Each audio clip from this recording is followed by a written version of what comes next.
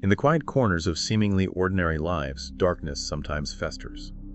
Homes meant to be sanctuaries of peace and love can transform into chilling stages for unspeakable acts. We delve into the unsettling reality of murder houses, exploring the stories behind infamous dwellings where the walls themselves seem to whisper tales of horror.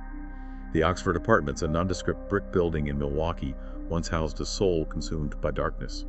Jeffrey Dahmer, a name synonymous with evil, committed unspeakable acts within its walls. He strangled and dismembered his victims, turning his apartment into a macabre chamber of horrors. The building, demolished in 1992, stands as a chilling reminder that even the most unassuming structures can conceal unimaginable evil. Ed Gain, the butcher of Plainfield, transformed his isolated Wisconsin farmhouse into a grotesque museum of human remains. Within its walls, he fashioned trophies from the bodies of his victims, creating a tableau of macabre art that shocked the world.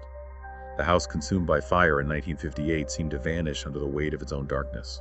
The land remains a silent testament to the horrors that unfolded there. In the Chicago suburbs, an unassuming ranch house once stood as a symbol of suburban normalcy. John Wayne Gacy, a seemingly respectable contractor, used this home as a facade for his sinister activities. He lured young men to his home, where he tortured, murdered, and buried them in the crawlspace. The house, demolished in 1979, could not erase the stain of Gacy's crimes. The ground beneath it, a mass grave for his victims, serves as a chilling reminder that evil can lurk beneath the surface of the most ordinary lives. The Amityville house, a stately Dutch colonial on Long Island, became synonymous with horror. In 1974, Ronald DeFeo Jr. murdered his entire family within its walls, forever tainting the home with an aura of dread. Despite its gruesome history, the house still stands, a haunting reminder of the tragedy that unfolded within.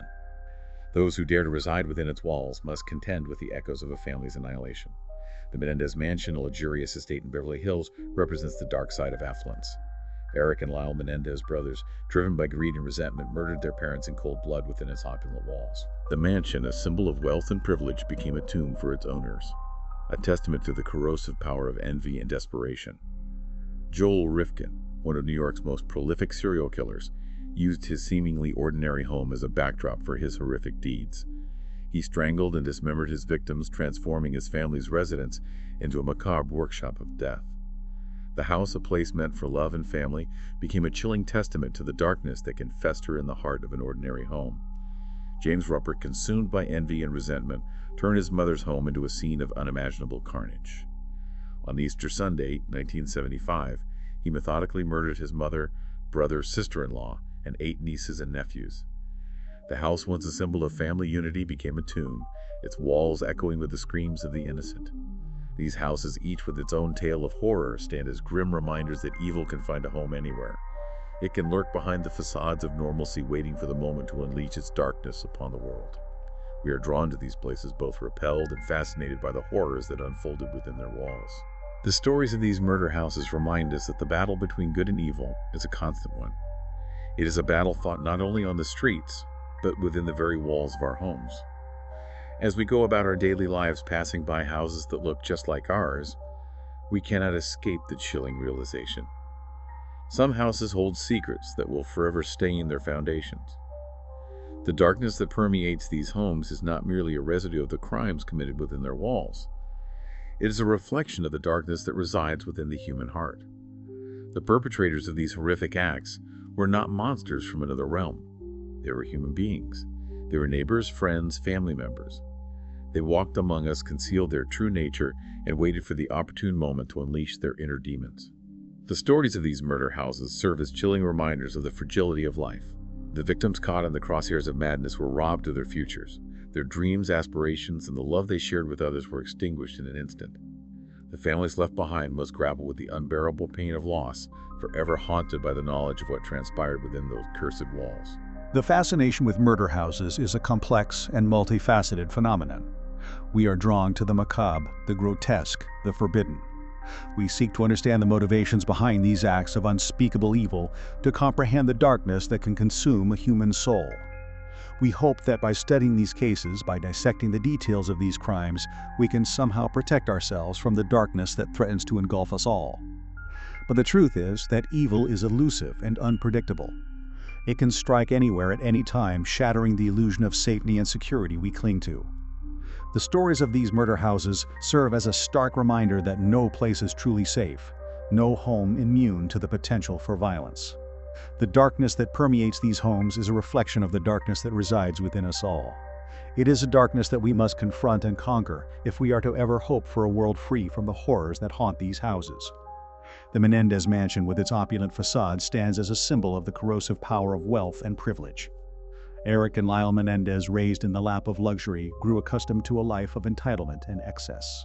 Their desire for their parents' fortune, coupled with a deep-seated resentment, ultimately led them to commit an act of unspeakable brutality.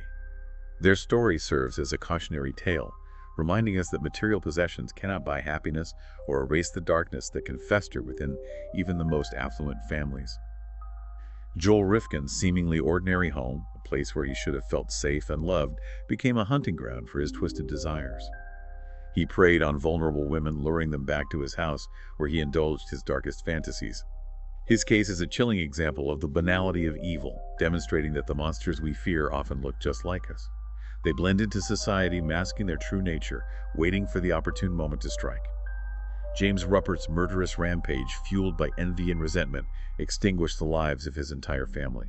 He lived in the shadow of his successful brother, his bitterness and anger festering over the years.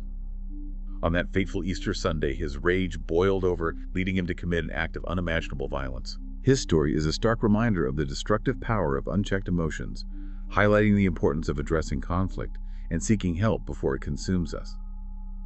These murder houses, each a locus of tragedy and despair, stand as silent sentinels warning us of the potential for evil that lurks within the human heart. They are grim reminders that the battle between light and darkness is a constant one, fought not only on the streets but within the very walls of our homes. These houses stand as somber monuments to the victims. They are silent witnesses to the pain and suffering inflicted within their walls. The air within them seems to crackle with the energy of the horrors that transpire. The floorboards creak under the weight of memory. Each stain, each scratch, each imperfection whispers a tale of tragedy and despair. We are drawn to these places seeking answers. We yearn to understand the motivations behind these acts of unspeakable evil. We hope to find some meaning in the chaos, some reason in the badness, but often we are left with only more questions. The darkness that permeates these houses is a reminder of the depths of human depravity. It is a chilling testament to the capacity for evil that resides within us all. These houses serve as warnings. They remind us to be vigilant, to be aware of the darkness that lurks beneath the surface of normalcy.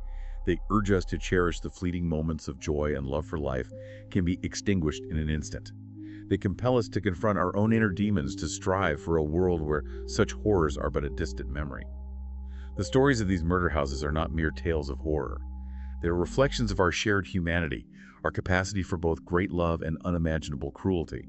They are a testament to the enduring power of evil and the fragility of life. They are stories that will continue to haunt us long after the last echo of violence has faded away.